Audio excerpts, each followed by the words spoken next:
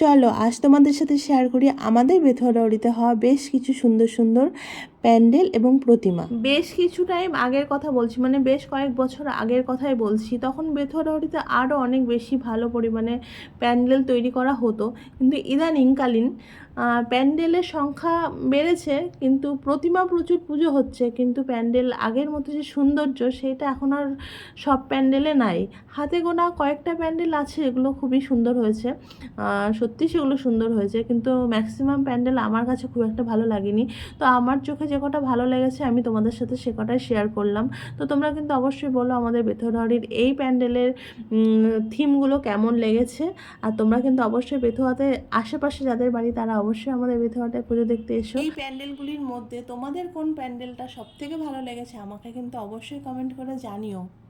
আর আমি ঠাকুর দেখতে বেরিয়েছিলাম হলো ষষ্ঠীর দিনকে, প্রায় রাত 11টার পর। তার জন্য এত ফাঁকা ছিল রাস্তাঘাট বা মণ্ডপগুলো, আর তার জন্য খুব সুন্দরভাবে আমি ছবি বা ভিডিওগুলো নিতে পেরেছি।